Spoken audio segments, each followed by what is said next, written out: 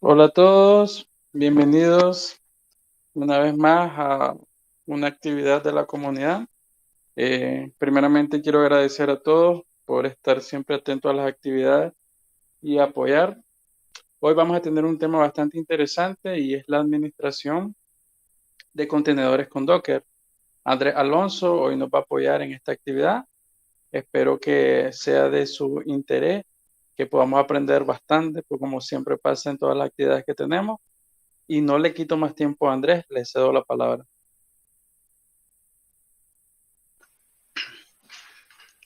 ¿Qué tal? Muy buenas noches a todos. Pues mi nombre es Andrés Alonso, soy desarrollador. Actualmente trabajo como desarrollador de Python. Soy cofundador de una empresa que se llama IOGT, en la cual trabajamos igual servicios de software y servicios en la nube. Les voy a, bueno, me pidieron que les impartiera más que todo como una charla de demostración sobre la utilización de Docker. Entonces, pues creo que empezamos, ¿no? De mi momento les voy a compartir mi pantalla.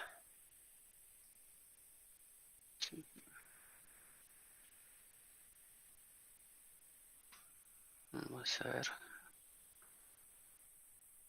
Sí se me escucha bien, ¿verdad? Sí, se escucha bien, Andrés. Muy bien, muy bien. Perfecto. Ok. Listo. El tema se llama la importancia de conocer y utilizar contenedores Docker. Como les dije, mi nombre es Andrés Alonso y les tengo mi página web, bueno, como mi página web que tengo ahí donde pueden entrar cualquier red social donde me puedan contactar. Entonces, empecemos. Vamos a ver. Ok. Pues la pregunta principal siempre, o sea, antes de iniciar por la importancia, ventajas, desventajas y toda la estructura que lleva Docker, lo primero es que, qué es Docker en sí. Entonces, Docker es una tecnología de contenedores. Entonces, los contenedores hace tiempo vienen utilizándose más que todo en entornos Linux. Pues antes empezamos con virtualizar con VirtualBox, por ejemplo, LXC, LXD, que de hecho Docker empezó utilizando el LXC como su base. Después se fue desligando de eso, que era Linux Containers, eh, y después se quedó como, pues ya con su propia tecnología. Okay. Docker, pues podríamos verlo como una máquina virtual pequeña. La ventaja, una de las ventajas es que es muy pequeña y muy rápido de iniciar. Es modular, fácil de crear, copiar y mover a otro entorno. Entonces, como el principal objetivo al crear Docker es que se pueda definir como todo el software necesario para poder correr una aplicación y hacerla en un contenedor, tal como, pues, como su nombre, hacer un contenedor de alguna aplicación o cualquier servicio que queramos, obviamente, puede ser un microservicio, una aplicación web, pues, o lo que sea. Okay. Entonces, ¿cómo funciona Docker? Docker, como les dije en un principio, usaba LXC, que es Linux Container, pero ahorita actualmente tiene su propia tecnología. Docker utiliza el kernel de Linux, las funciones como cgroups y namespace para, pues, para separar como el, nuestra aplicación o nuestro proceso de todo el entorno de Linux, para que como fuera como que si tuviéramos un BPS ejecutándose dentro de una computadora. Eh, Más o menos de esa forma funciona Linux. Se pueden crear varios contenedores y ejecutar los contenedores en una sola máquina, que sería el host. Entonces, otra de las cosas es que las implementaciones de Docker están basadas en imágenes. Es como decir que es una plantilla de nuestra aplicación. Por ejemplo, más al rato vamos a poder ver en la demostración cómo se crea como una aplicación cómo se hace que una aplicación en Python, por ejemplo, una aplicación en Verde. Node.js, se pueda empaquetar en un contenedor, para lo cual vamos a tener que usar imágenes. Podemos usar imágenes preexistentes que la comunidad open source ha colaborado, ya sea en Docker Hub, pues en algún repositorio de GitLab, alguna otra Aquí, ¿no? alguna otra plataforma de repositorios de Dale, Docker. dale. Si solo les molesto ahí con el ruido. Todos, si tienen alguna duda, creo que esto tiene para levantar la mano. Con gusto yo les voy a apoyar. Que me distrae. Soy fácil de distraer. Entonces, muchas gracias. Entonces, eso, pues podemos utilizar las imágenes Docker para correr nuestras aplicaciones o como base para poder crear nuestras propias aplicaciones, modificarlas y agregar todas las librerías que necesita nuestra aplicación o servicio. Entonces, pues más o menos de esa forma funciona. Vamos a ver. Ok. Digamos, ¿por qué utilizar Docker en vez de máquinas virtuales? Porque una máquina virtual no tenemos que instalar Docker, por ejemplo, no tenemos que estar haciendo cosas de instalar Docker Compose o Kubernetes, un montón. Mientras una máquina virtual, por ejemplo, si estamos hablando de una aplicación en PHP, tendríamos que instalar PHP, un Nginx, un Apache para servidor web y lo dejamos configurado y funciona perfecto. Pues en Docker también se puede hacer lo mismo, pero ¿cuál es la razón de ser? Pues una de las ventajas de Docker es que es mucho más rápido. Por ejemplo, Docker no necesita un sistema operativo como lo hacen en las máquinas virtuales. Si estamos hablando de, por ejemplo, trabajar con ¿cómo se llama esa? VirtualBox, por ejemplo, o VMware, tenemos que instalar un sistema operativo ahí dentro. En cambio, con Docker lo que necesitamos es la imagen Docker, que es un archivo mucho más pequeño que un sistema operativo como tal. Ahí les tengo una gráfica abajo, que es de cómo funciona una virtualización con hipervisor, que tenemos la infraestructura abajo, que es todo el hardware. Tenemos el sistema operativo host, ya sea un Windows o un Linux. Tenemos el hipervisor corriendo. Y sobre eso están como las máquinas virtuales, cada una con su propio sistema operativo, el cual toma tiempo en arrancar, lo normal, o sea, como si fuera una computadora aparte. De ahí tenemos los binarios y librerías de nuestra aplicación, pues ahí está, y de ahí corre la aplicación como tal. En cambio, con Docker tenemos la infraestructura, el sistema operativo del host obviamente siempre va a existir, pero de ahí ya no tenemos como un hipervisor y ¿cómo se llama? Y el sistema operativo en cada contenedor, que sería como el análogo de máquina virtual, sino de una vez nos saltamos a los binarios y librerías y nuestra aplicación. Entonces, esto lo que hace es que Docker arranque muchísimo más rápido que una máquina virtual. O un VPS, por ejemplo, si alguno trabaja en IT y ha utilizado servidores virtuales en la nube, al darle un reboot, por ejemplo, se tarda pues entre 30 a un minuto, 30 segundos a un minuto en volver a levantarse la aplicación. Esto, por ejemplo, en aplicaciones que son críticas no podría pasar. Entonces, no podríamos hacer un reinicio. Bueno, de hecho, pues, en aplicaciones críticas de sistemas que no están bien hechos, sí pasa, donde pues se cae el sistema por varias horas, pero la idea pues es que esas cosas no pasen y minimizar el tiempo de baja de nuestra aplicación. Entonces, Docker como tal, al reiniciarlo, no reinicia el sistema operativo, no hay un sistema operativo que reiniciar, únicamente reinicia el servicio como tal y los procesos y ya estamos de vuelta en ya estamos online nuevamente. Ok. Y pues les enlisté un par de ventajas y desventajas de utilizar Docker.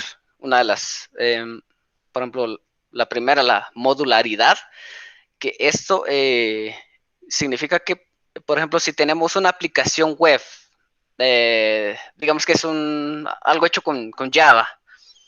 Entonces, para correr una aplicación Java necesitamos una aplicación que, bueno, los binarios de Java, la máquina virtual de Java que corre la aplicación. Para exponerla al mundo, por ejemplo, también necesitamos un servidor web, ya sea pues, un Apache, un Nginx, tal vez Tomcat. Entonces, necesitamos varias cosas para ejecutar nuestra aplicación. En Docker se puede hacer algo.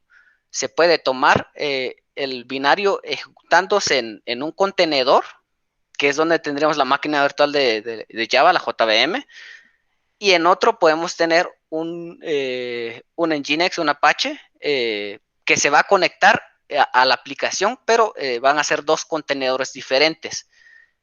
Si, digamos, en caso de que la aplicación esté presentando fallas, la ventaja de la modularidad es que podemos validar de forma fácil cuál de los componentes está fallando. Si es la máquina virtual de Java, si es el Nginx que se cayó, pues lo vamos a poder identificar por la simple razón de que lo tenemos separado en varias cosas.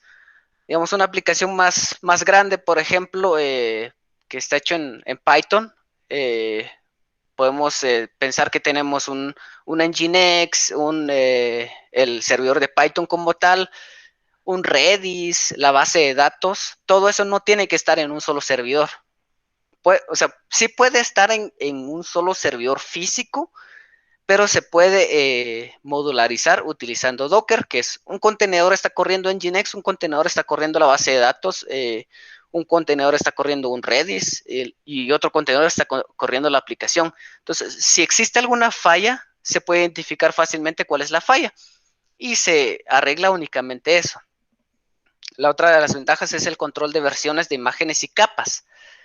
Por ejemplo, cada imagen, cuando nosotros definimos una imagen en Docker, más adelante vamos a ver que es como un Docker file. Es un archivo que tiene línea por línea instrucciones sobre qué va a tener nuestro contenedor.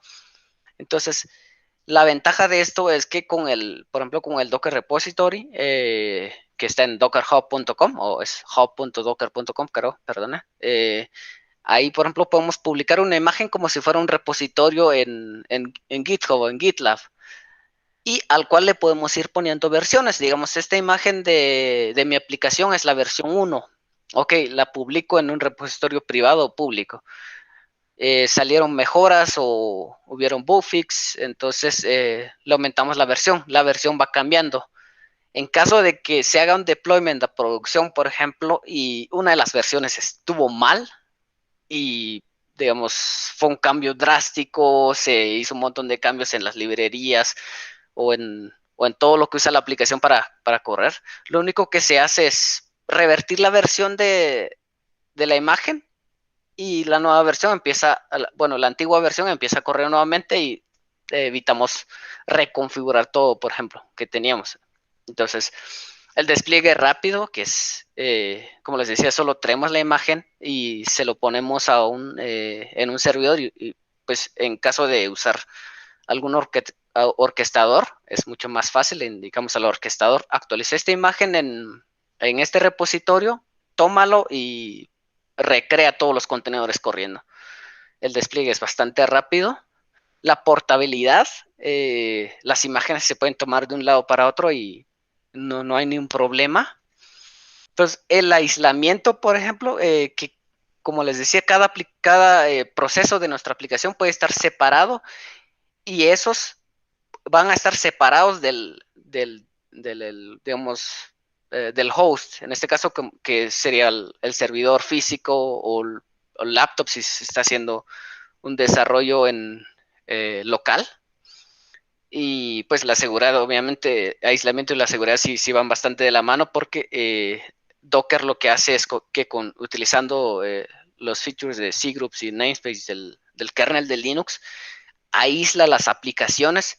Digamos, si un usuario dentro del contenedor Docker tiene algún permiso o tiene permisos de root para hacer todo lo que quiera dentro del contenedor Docker, esos permisos no los va a tener en el host, en la máquina host. Entonces, tenemos bastante seguridad ahí. En caso, digamos, que ocurra un hackeo, alguien logró encontrar una falla en nuestro sistema y logra ingresar a los archivos, logra pues hacer todo lo que quiera, al final no va a poder llegar a la máquina host, jamás va a poder llegar, a menos pues que nosotros por alguna mala configuración que se haga ya le dejemos esa puerta abierta, pero Docker sí nos facilita bastante las cosas para poder hacer un entorno seguro para los contenedores. Las desventajas, bueno, ese es como un par que encontré. Creo que me faltó agregar uno. Lo voy a agregar en la presentación, que justo lo acabo de ver. Uno, la curva de aprendizaje. Utilizar un contenedores Docker, cambiar de lo que se venía haciendo antes de, si se trabaja, por ejemplo, en páginas web con PHP, se levantaba un SAMP o un LAMP. Entonces era como lo normal. Alguien quería levantar una página web en su computadora localmente, descargaba SAMP, que es el servidor que traía todo PHP, MySQL y no sé qué más traía, no me acuerdo. Entonces ese ya traía todo configurado, solo ya iban a poner sus archivos, crear su base de datos en PHPMyAdmin y pues ya estaba, era fácil. Pero cambiarse de esa forma de trabajo a Docker siempre va a costar. Pero es como, es algo que vale la pena. Todas las empresas grandes utilizan Docker. Si alguien se está tirando para desarrollo de software, lo que le puedo asegurar es que cualquier empresa donde lo van a entrevistar, aunque no pregunten Docker, obviamente la empresa, si es una empresa del extranjero, pues en nuestro entorno la adopción de Docker está siendo lenta, aunque pues ya he visto muchas empresas haciéndolo en Latinoamérica, pero si se está buscando trabajo en otros lugares, lo más seguro es que se va a encontrar con que uno de los requerimientos sea Docker, o que definitivamente no lo pongan como requerimiento, sino como que algo, sino como se asume que ya se tiene que saber, es algo básico que ya se tiene que saber. Entonces, es algo importante, pues la curva de aprendizaje lo vale, o sea, es pasarse noches estudiando Docker, lo vale. En como en esta charla que les estoy dando y la demostración, obviamente no se van a poder memorizar todo, ni yo voy a poder enseñarles todo lo que es Docker, ni yo me sé todo lo que es Docker, pero pues espero dejar ahí la semilla de que puedan seguir investigando sobre esto. Y la otra desventaja que tengo acá es el mantenimiento de contenedores a gran escala. Pues me pasó donde estaba trabajando anteriormente, que utilizábamos Docker. Sin embargo, no teníamos un orquestador, que más adelante veremos qué es. Entonces, lo que empezó a pasar es que los contenedores empezaron a ser un montón y teníamos contenedores en un servidor acá, contenedores en otro servidor, y el mantenimiento sí fue bastante difícil, lo que nos obligó a migrar a un orquestador de Docker. Y la otra desventaja que no había puesto es la volatilidad de estos contenedores. Pues prácticamente son efímeros. Se dice, digamos, se le da Docker Run, empieza a correr conforme a como estaba definido en la imagen del Docker. Entonces, si se hace algún cambio dentro de eso, ese cambio no va, digamos, tenemos un contenedor corriendo, entramos dentro del contenedor y hacemos un cambio en un archivo, por ejemplo, el contenedor al reiniciarse, ese cambio se va a desaparecer. Una solución a esto son los puntos de montaje que se pueden usar para tener persistencia de archivos. Eso lo veremos también más adelante, pero sí, pues si digamos, tenemos un portal que está corriendo dentro de un contenedor Docker donde suben archivos las personas, sí van a poder subir obviamente los archivos, pero a la hora de que el contenedor se reinicie, esos archivos se van a desaparecer al no tener un punto de montaje para tener pues los archivos ahí en cada reinicio. Entonces, esa podría ser una desventaja más de utilizar Docker, aunque, como les digo, las desventajas son muy pocas a comparación de las ventajas. Aquí solo puse pocas también. No me quería extender tanto. Ok. Entonces, la arquitectura de Docker. Encontré esta imagen que me gustó bastante. Arriba tenemos como los 3 comandos principales de Docker, que es un Docker build. Cuando nosotros definimos nuestra imagen en el Dockerfile, le damos Docker build y -t y le ponemos el nombre a nuestra imagen. Docker pull, que es para traer una imagen de algún repositorio externo. Por defecto se traen del Docker Hub. Y run, por ejemplo, que ya es para correr la imagen que ya tenemos. Entonces, tenemos estas tres separaciones: el cliente, el host y el registry, que es donde almacenamos todo. Entonces, por ejemplo, el cliente puede ser nuestra línea de comandos, que es el comando Docker. Al instalar nuestro sistema, ya sea un Linux o un Mac o un Windows, nos instala el CLI, que con eso podemos controlar todo el Docker, que es como la forma preferible de hacerlo. Y la API remota, que con la API remota se pueden conectar orquestadores, se pueden conectar hasta un panel web para ver cómo están los contenedores, para correrlos, para eliminarlos, crear nuevos, hacer todo lo que se pueda. El host, que es la computadora principal donde estaría nuestro Docker y nuestros contenedores. Estaría, por ejemplo, en la imagen les muestra el Docker Daemon, que es el que está controlando todo, y las imágenes se almacenan en el host. Cuando digamos nosotros creamos una imagen, esa no se va a publicar en internet ni va a pasar nada. Esa se va a crear dentro de nuestro sistema, se va a almacenar en algún lugar que Docker tenga designado, que eso va cambiando dependiendo del sistema operativo. Y los contenedores que van a estar corriendo las imágenes que tenemos. Entonces, y de ahí, por último, tenemos el registry, que es como donde estamos almacenando, ya sea públicamente o de manera privada, nuestras imágenes. Es como un GitHub, un GitLab, pero para imágenes de Docker. El más común de utilizar y es el de la comunidad es el Docker Hub, que tienen el icono ahí, pero también existen nuevos. Amazon tiene su propio, creo que es Elastic Container Registry. GitLab también tiene el suyo, donde se pueden almacenar las imágenes de cada repositorio. Entonces hay opciones para elegir, y de hecho uno mismo puede construir su Docker Registry para almacenar imágenes de forma, ya sea en una red local o algo más privado. Y pues esto sería como serían los tres pilares de Docker. Vamos a pasar en siguiente slide. Ok. Elementos de un contenedor Docker. Tenemos más elementos, obviamente. Los resumen en estos, que serían primero las imágenes, que es de lo que hablábamos, la definición de lo que va a ser o lo que va a tener nuestro contenedor. Los volúmenes, que es lo que les hablaba hace un momento, que esto va a tener, vamos a ver, aquí está, los volúmenes. Estos, digamos, si el contenedor genera datos, como les decía antes, no se van a conservar a la hora de reiniciar o eliminar el contenedor. Entonces, para solucionar esto usamos volúmenes.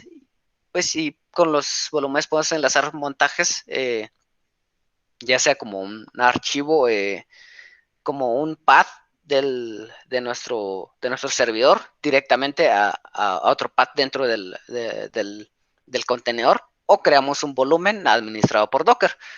Entonces, como les decía, estos se usan para mantener datos, ya sea si queremos mantener, por ejemplo, logs o archivos estáticos que los usuarios de la aplicación suban. Entonces, se puede usar esto. Otra de los usos de los volúmenes es compartir un mismo punto de montaje entre varios contenedores. Por ejemplo, hablando del código fuente de la aplicación, solo lo vamos a tener en un lado, pero pueden haber cientos de contenedores corriendo, porque digamos que nuestra aplicación tiene millones de requests por día, digamos. Vamos a decir por segundo, porque es demasiado. Entonces, digamos, tenemos un montón de requests al día, entonces tenemos un balanceador de carga y tenemos todos los contenedores corriendo ahí. Pero, ¿qué pasa si necesitamos archivos estáticos o cualquier otra cosa que necesitamos mantener o compartir entre esos contenedores? Pues hacemos un punto de montaje en todos los contenedores y con eso solucionamos el problema. Todos los contenedores van a poder compartir un punto de montaje. Y vamos, lo otro que teníamos en el slide anterior era las imágenes de Docker. Pues ya les decía, pues es como la definición de lo que va a ser y lo que va a tener nuestro contenedor.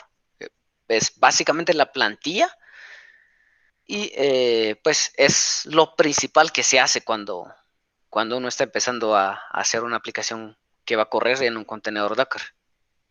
Entonces, les pongo ahí algunos comandos, que es el Docker Image Pool, que es como para obtener una imagen de algún repositorio, el Image LS, que es para listar las imágenes que tenemos dentro de la computadora, que es como un caché de las imágenes. Nuestro servidor no va a estar todo el tiempo pidiendo las imágenes de internet, porque si no sería demasiado pesado.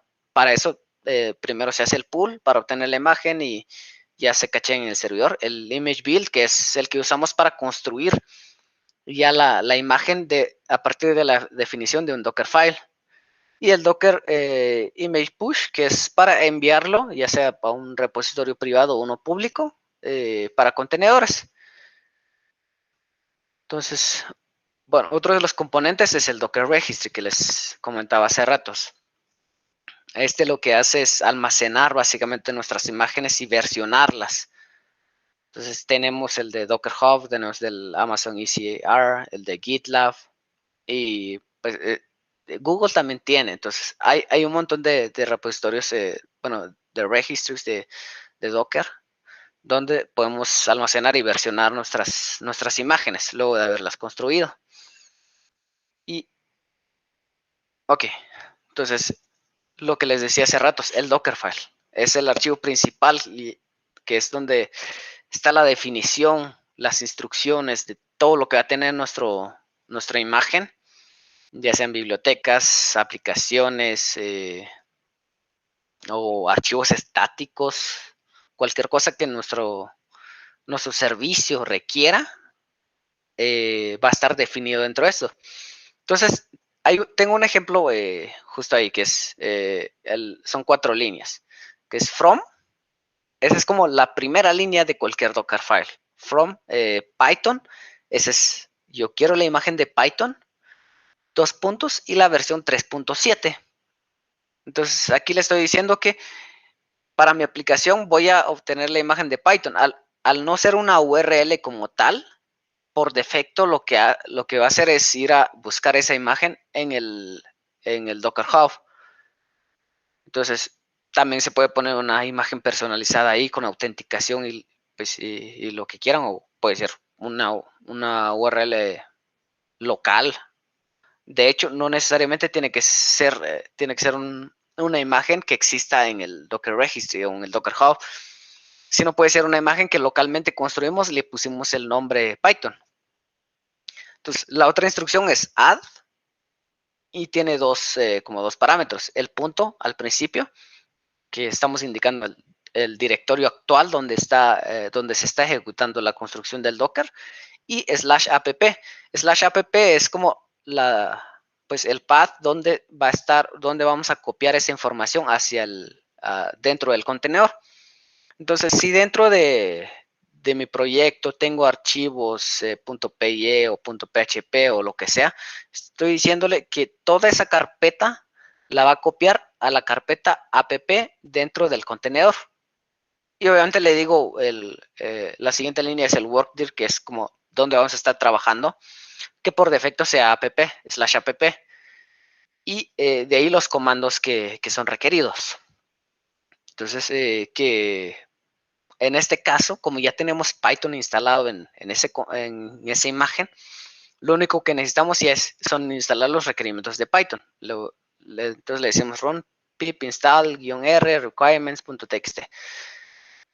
Ese run, por ejemplo, es bastante en las aplicaciones Docker. De hecho, en los Docker files, de hecho, hay imágenes donde hay un montón de runs, que ya sea para instalar alguna librería del sistema, puede ser para pues, instalar una aplicación.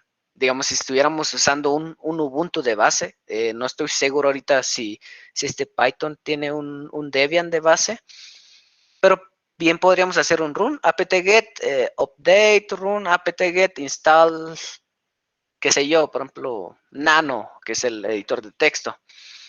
Entonces podemos hacer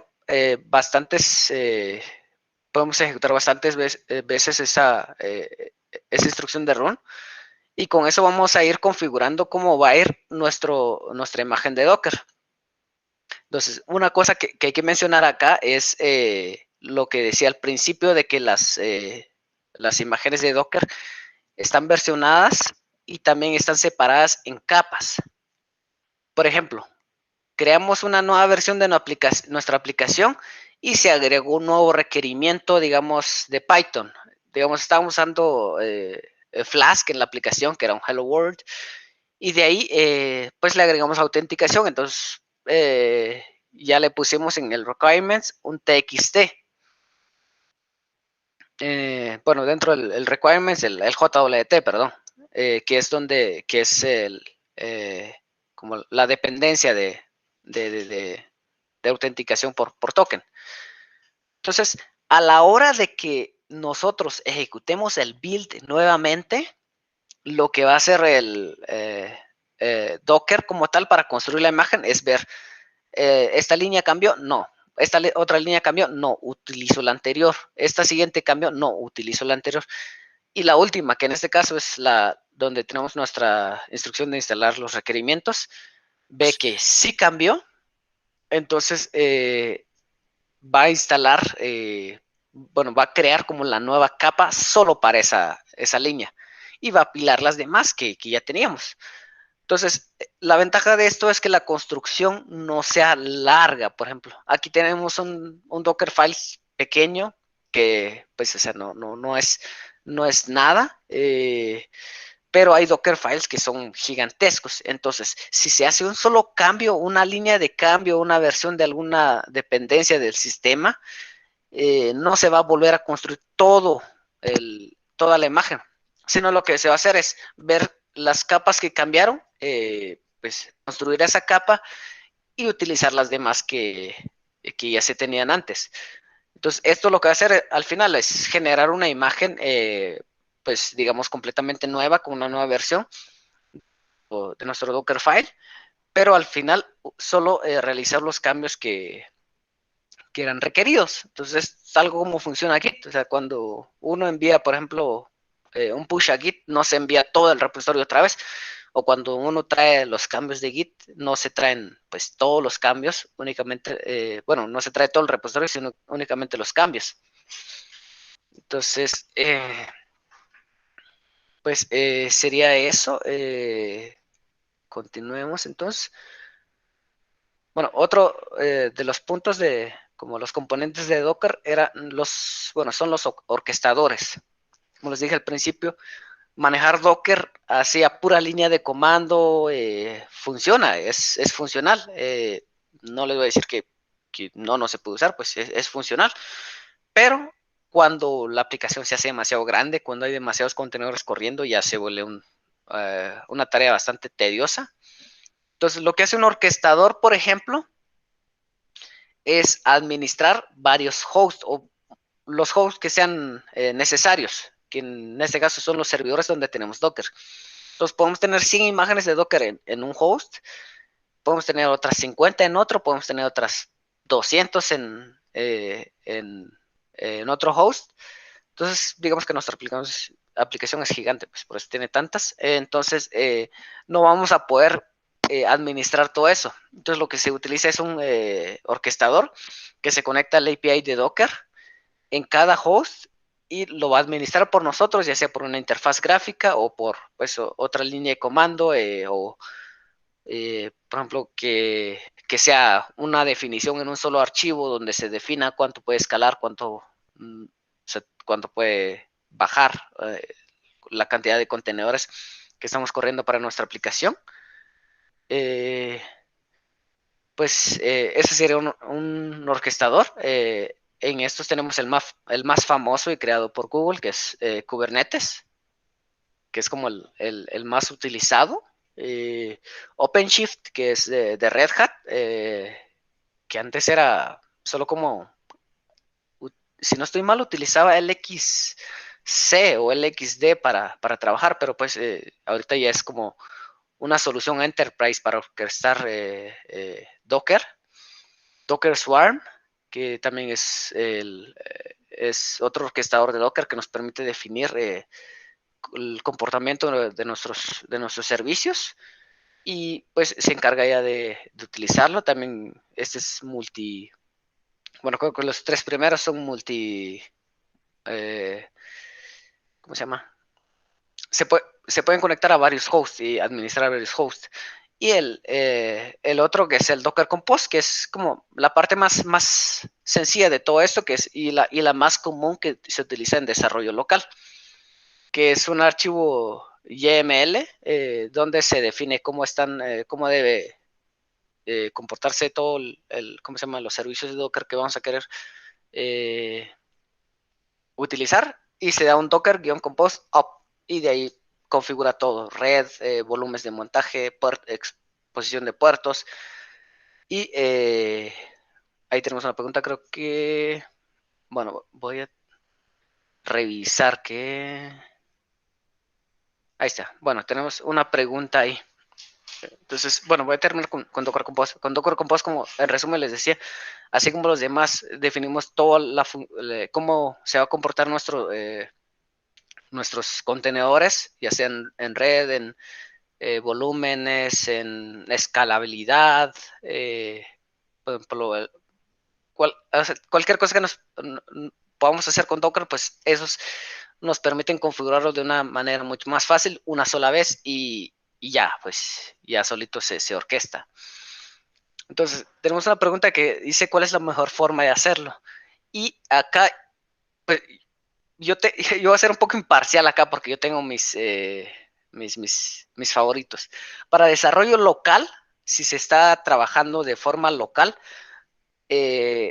no recomendaría usar Kubernetes, a menos que lo estén utilizando para trabajar, para aprender. Pero para desarrollo local, lo mejor es utilizar Docker Compose, que es como lo más fácil y lo más común que he visto en los trabajos que he estado, que es lo que utilizan todos. Para producción, ahí sí ya es diferente. Podemos usar Kubernetes, que es como el más famoso, que es pues, el más compatible con Docker. Bueno, creo que los demás también son igual de compatibles, pero es como el que está hasta arriba de la fila, que es el que utilizan.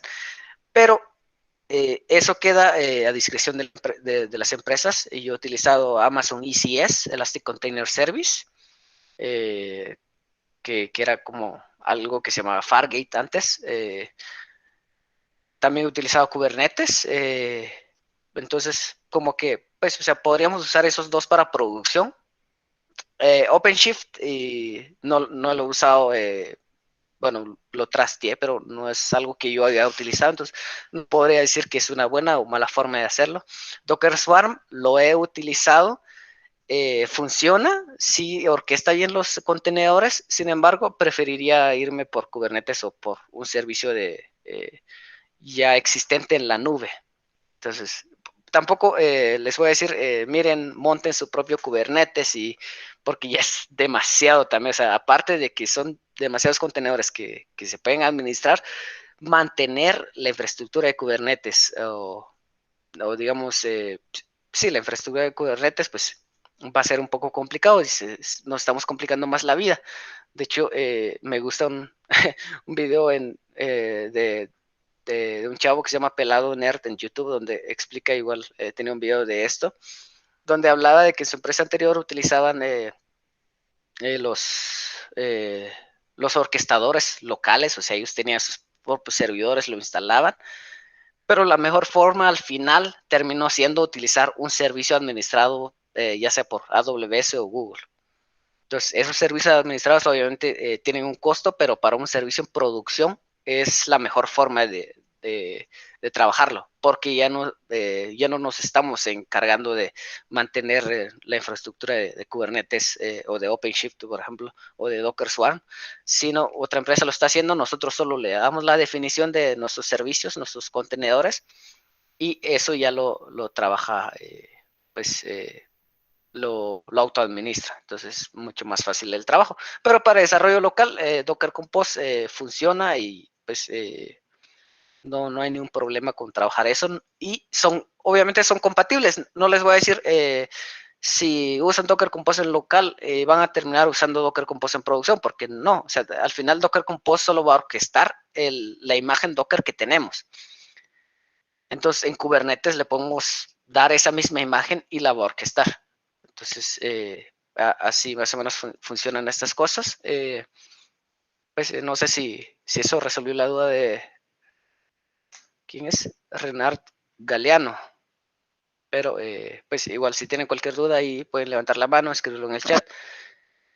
Y aquí vamos a estar para contestarlo.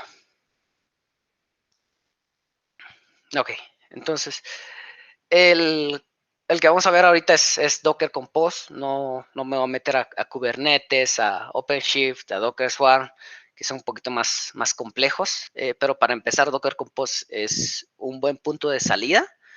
Y de hecho, yo aprendí a escribir archivos de Docker Compose antes de aprender a escribir archivos Dockerfile. Se supone que tendría que ser al revés. ¿Sabes escribir Dockerfiles? Ya lo puedes usar con un orquestador, que podría ser Docker Compose. Pero en mi caso, yo utilizaba imágenes tal cual, sin realizar ningún cambio. Entonces, yo solo ponía la imagen en Docker Compose y me olvidaba del Dockerfile. Es una muy mala práctica para trabajar, pero para aprender, pues, a mí me sirvió. Entonces, igual podrían hacerlo. Entonces, esta es la estructura de un Docker Compose. Es un archivo YML, que es como lo más sencillo para hacer contenedores. Habilitar puertos, montar volúmenes, crear redes, porque dentro de Docker también se pueden crear como una red de un conjunto de contenedores y pueden existir varias redes dentro de eso. Entonces, tenemos, por ejemplo, la descripción acá, que es la versión 3. Hay varias versiones de Docker Compose. Recomendaría utilizar siempre la última versión para evitar cualquier problema. Dentro de eso, cada contenedor que vamos a correr en nuestra aplicación, como les comentaba al principio, un Nginx, una base de datos, un Python o lo que sea, eso va a ser un servicio. Entonces, si se dan cuenta, debajo de servicios hay uno que dice web y 2 puntos, y ahí dentro de eso, indentado, están todas las instrucciones de qué va a ser ese web. Podríamos, arribita de donde está volúmenes, por ejemplo, poner uno que sea base de datos, 2 puntos, los puertos que va a exponer, los volúmenes y la imagen que va a utilizar. En este caso es algo simple, entonces solo tenemos el servicio de web. La primera línea después de web es build, que lo que hace ahí es indicar que va a construir en el directorio actual, por eso el punto siempre significa directorio actual en Linux, y no sé si en Windows funciona así. Bueno, en Windows también funciona así, pero bueno, estoy divagando. El punto siempre va a significar el directorio actual. Entonces dice build, punto. Lo que va a hacer ahí es buscar en ese directorio el archivo Dockerfile y lo va a construir. Le va a dar un Docker build -t y le va a poner un nombre. En este caso puede ser web y algo. Lo siguiente son los puertos. Digamos, si es un servicio web lo que estamos haciendo, obviamente necesitamos exponer un puerto. puede ser el puerto 80, puede ser el puerto 443, que es el de HTTPS. Y si dan cuenta, los puertos son un listado. Entonces, ahí solo hay uno, que es guión, que es lo que indica que es como un listado dentro de los archivos YML. Y está dividido en dos partes. El primero, que sería como 8088, es el puerto que se va a exponer al exterior, a la máquina host, que sería el servidor. Y el puerto 8080 es el puerto donde está corriendo la aplicación dentro del contenedor. Entonces, bien, podríamos tener varios servicios que corren en el puerto 80, pero al exponerlo al Internet, podemos exponerlos de diferente forma. Tenemos, sí, exacto. Cada servicio podríamos decir que es un contenedor corriendo. Te explico por qué. Porque un contenedor tiene un servicio corriendo. Entonces, digamos, web va a tener un contenedor corriendo con toda esa configuración. Pero a la hora de llevar una aplicación a gran escala, un servicio, por ejemplo, el servicio web, puede tener 50, 100 contenedores haciendo lo mismo, pero bajo ese mismo servicio. Entonces, sí se puede decir como que fuera lo mismo, pero pues web es como, bueno, servicio es como la definición de lo que va a ser, de lo que van a hacer los contenedores, y un servicio puede tener pues uno o más contenedores. Entonces, más o menos así sería.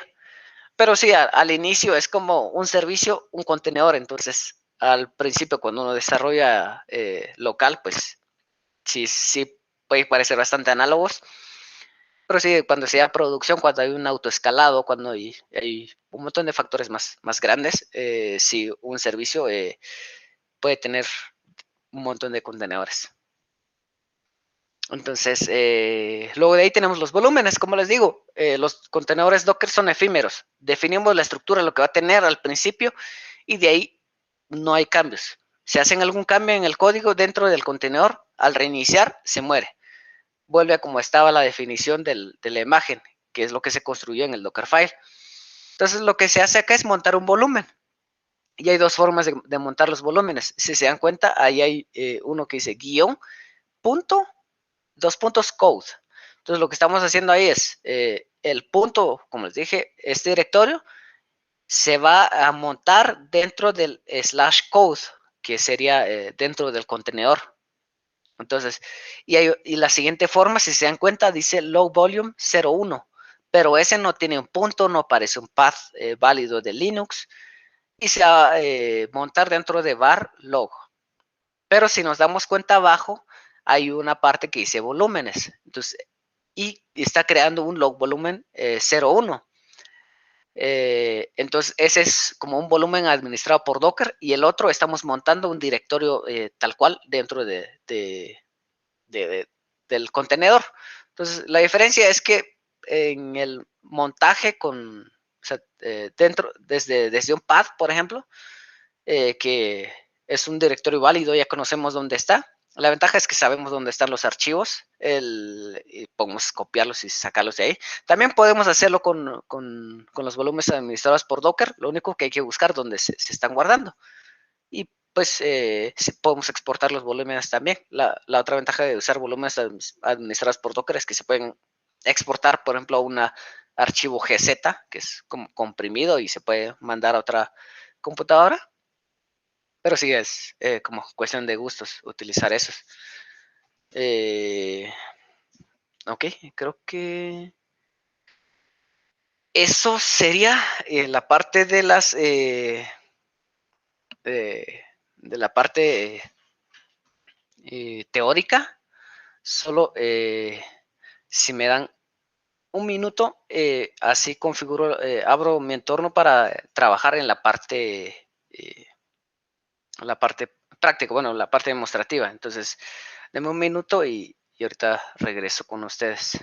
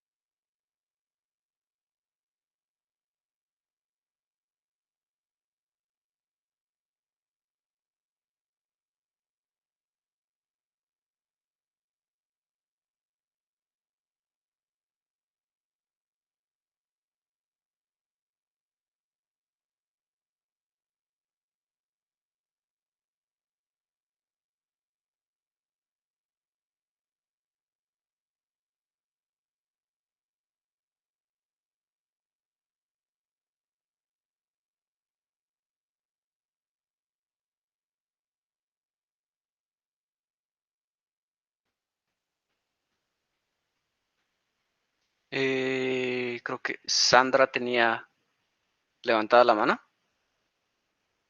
Ah, ya. Sí, perdón, solo me fue un ratito para preparar el entorno de trabajo. Entonces, ya pueden ver mi pantalla, ¿correcto?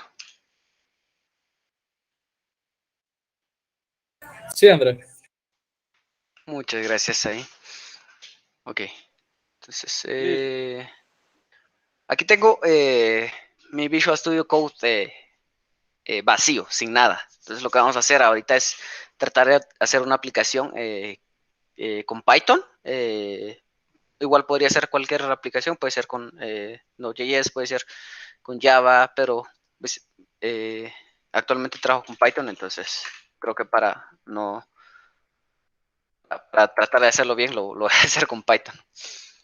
Entonces, como les dije al principio, lo primero es hacer el archivo Dockerfile, pero primero, antes que nada, vamos a hacer nuestra aplicación, que sería vamos a hacer esta aplicación. Por ejemplo, vamos a hacer una aplicación que haga un Hello World en Python.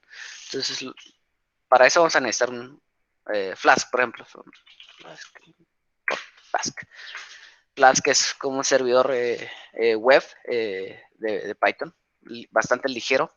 Entonces, pues vamos a usar este app igual, Flask, y ya tenemos eso.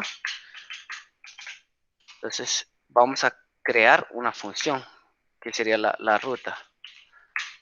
Esto no se lo tienen que memorizar igual, ya depende del uso que le den a Python. Entonces vamos a crear nuestra primera ruta, que va a ser como hello, por ejemplo. Y de ahí vamos a return. Entonces if app.run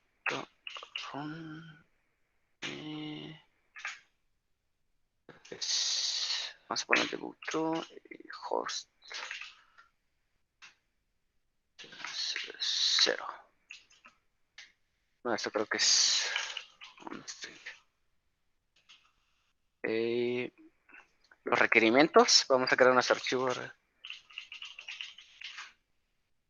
y vamos a crear Flask. Aquí para un requerimiento de Python se puede usar la versión de Flask acá para frizar la cierta versión. En este caso, como es de ejemplo, lo voy a dejar así. Entonces vamos a poner Python, no sé si tengo Python 3 acá, déjenme ver. Python 2.7, entonces va a tener que ser Python 3. Python 3.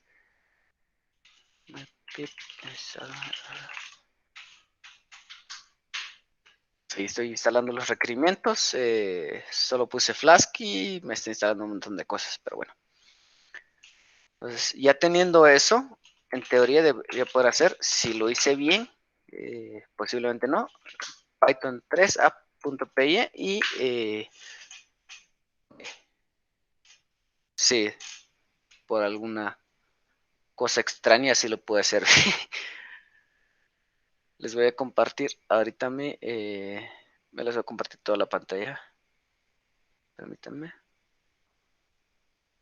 Toda tu pantalla, screenshot.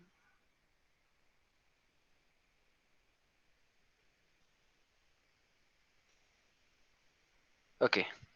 Si se dan cuenta, aquí ya tengo mi aplicación de Python corriendo, que es una aplicación simple que solo dice Hello World. Puedo venir y cambiarle acá. Hola, mundo. Y ahorita se va a reiniciar, se está reiniciando, creo. Ahí está, ya nos dice hola mundo. Pues ahí ya tenemos nuestra aplicación corriendo, ya sabemos que funciona la aplicación.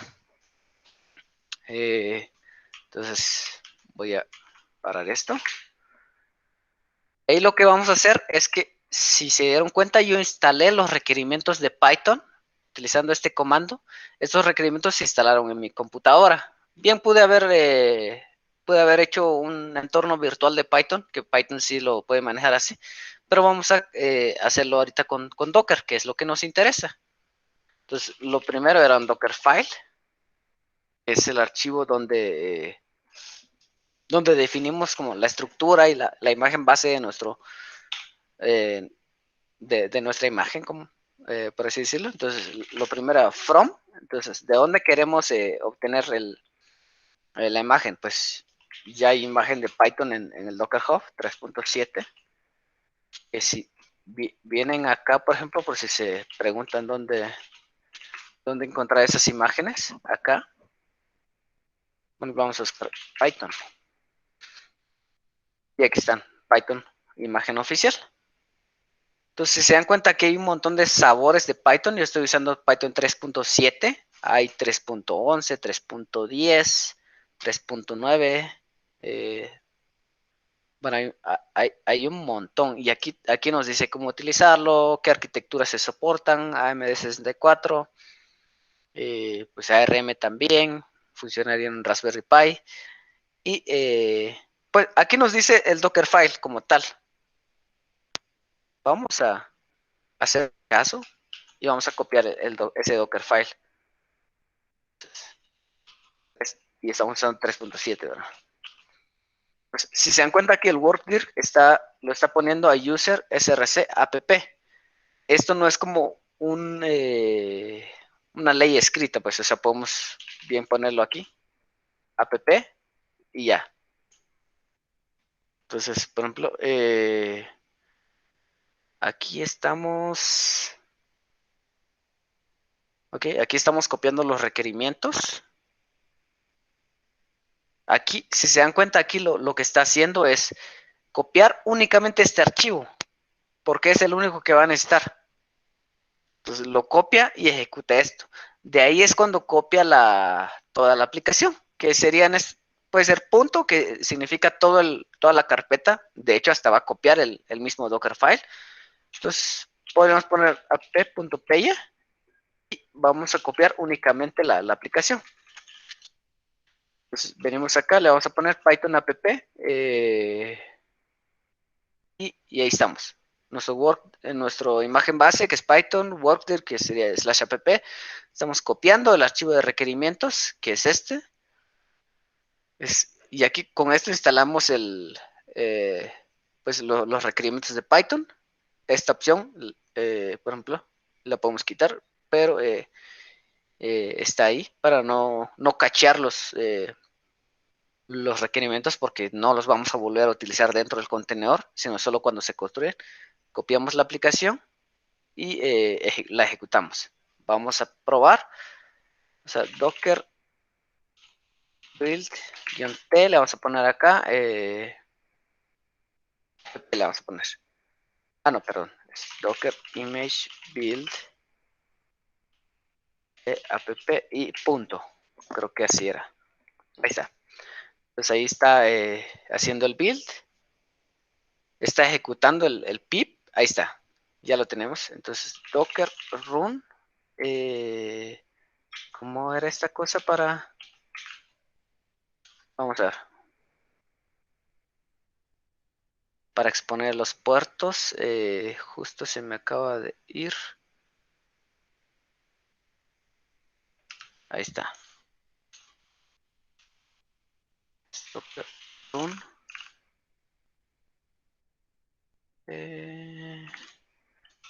Puerto. Creo que nuestra aplicación estaba corriendo ¿en qué puerto empezó a correr? En el 5000. Entonces, digamos, vamos a querer correrlo en el 8888. Y dentro del contenedor está corriendo en el 5000. Entonces, el nombre que le pusimos a nuestra imagen es app. Teóricamente debería funcionar. Vamos a regresar al navegador.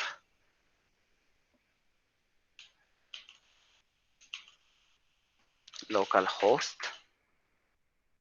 No, connection refused, dice ahí. Algo hicimos mal. Bueno, algo hice mal yo.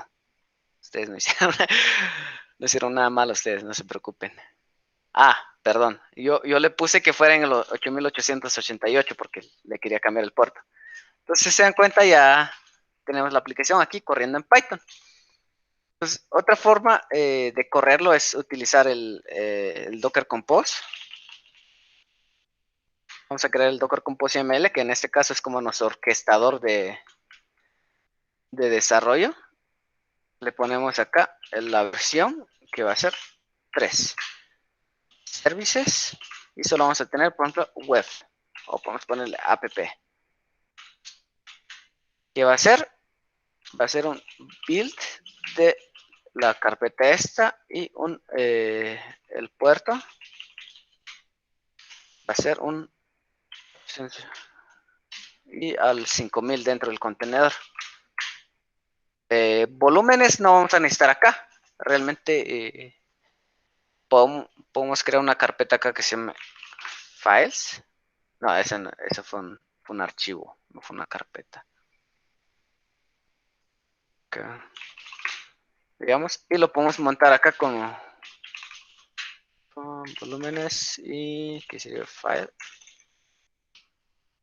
Y dentro del contenedor, pues app.files, algo así. Pero en este caso no necesitamos volúmenes. Y con esto deberíamos ser capaces de correr la aplicación. Vamos a hacer un Docker Compose App. Les voy a hacer un poco más grande esto. Fue demasiado grande, creo. Ahí está. Docker Compose App.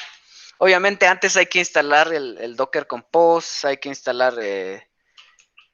ahí tenemos un error que dice... Te referías a puertos. Entonces... hay que instalar el Docker como tal y el Docker Compose. Entonces, ahí está. Si se dan cuenta, hizo lo mismo. O sea, construyó la aplicación, hizo los comandos que le dijimos en ¿cómo se llama? En el Dockerfile. Y si se dan cuenta, aquí dice cached, que significa que ya no los volvió a construir porque no hay ningún cambio tal cual. Y ya tenemos la aplicación corriendo otra vez. Vamos a hacer un cambio. ¿Qué sería acá? Hola mundo, hola Python, hola Docker, mejor. Docker. Entonces, y creo que no hace el hot reload. No. Entonces, paramos nuestro contenedor. Y hay una cosa, por ejemplo, si le vuelvo a dar Docker Compose Up ahorita, no me va a cambiar nada. Porque le tengo que indicar a Docker Compose que me construya la imagen nuevamente. Entonces, porque está usando la imagen completa desde su caché. Entonces le doy build y ahí se la vuelve a construir. Y como les decía hace un momento de las capas, por ejemplo, aquí esto está cacheado, esto está cacheado, esto también, y lo único que fue lo que ejecutó fue el copiar app.py a ¿qué? ¿Dónde está esa cosa? A punto, ¿sí? Al directorio, al workdir lo copió. Podríamos ponerlo hasta así. Pero bueno, para que sea más descriptivo, así dejemos. Entonces, y ese fue el único que ejecutó realmente. Y ahora sí, dice hola Docker. Y pues esa ha sido la demostración. La imagen la puedo, bueno, el ejemplo lo puedo subir a mi GitLab. Se los voy a dejar, ¿cómo se llama? Déjenme ver.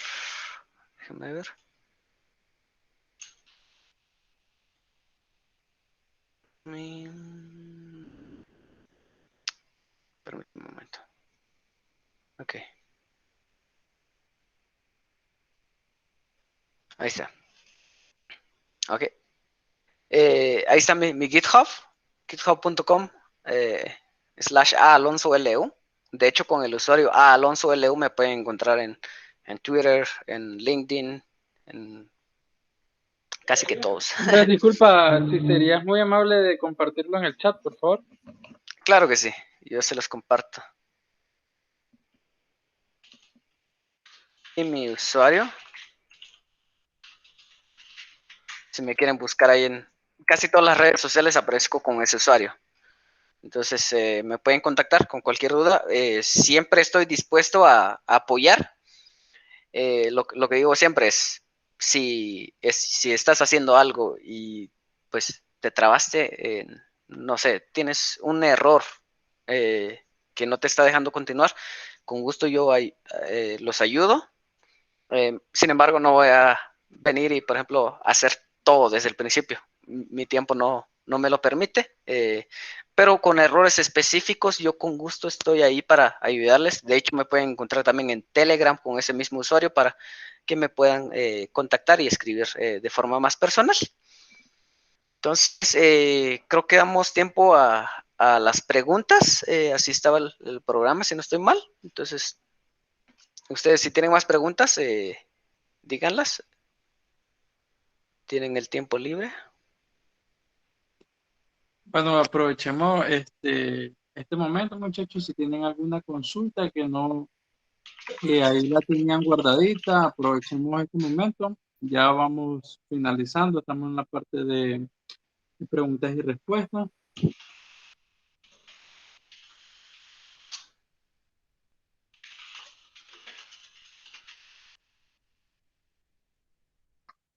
Si tienen alguna dificultad para activar el micrófono, bien pueden escribir en el chat y yo con gusto leo la pregunta, o si no, Andrés lee la pregunta.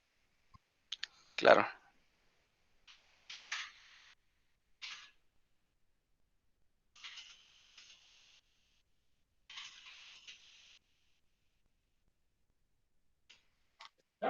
Bueno, parece que no están tímidos, quedaron todos claros.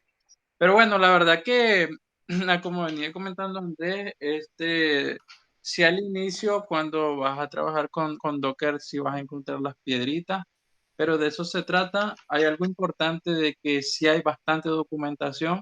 Lo que comentaba Andrés con el tema de imágenes, existen un sinnúmero de imágenes que ya están preparados para la mayoría de los entornos que se te puede ocurrir. Sí están en lo que son en los repositorios de Docker. Ahí hay miles de imágenes, solo le ponemos una descripción y te da la imagen con todo el entorno montado, ya solo para que se pueda montar el contenedor como tal. Hay mucha documentación, como ya les decía, está bastante buena la comunidad de Docker, hay mucha participación y, sigamos aprendiendo. Es bastante interesante este mundo de los contenedores y como comentó en su momento Andrés. Creo que se te fue el micrófono, Ebert.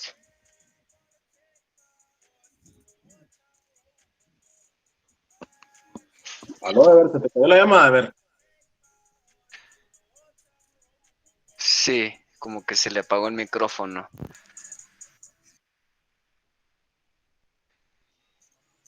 ¿No hay alguna consulta? Aló, aló, Bueno, a de ver, mi parte, por lo que favor. quiero es agradecer a Andrés por tu tiempo, por el ejemplo que nos has compartido. Muy agradecido por aceptar la invitación. También a las personas que nos acompañaron hoy, muy agradecido porque siempre están apoyando las actividades de la comunidad y esperamos tener otro espacio, Andrés, para seguir viendo estos temas de gran interés. Si quieres agregar algo más, Andrés.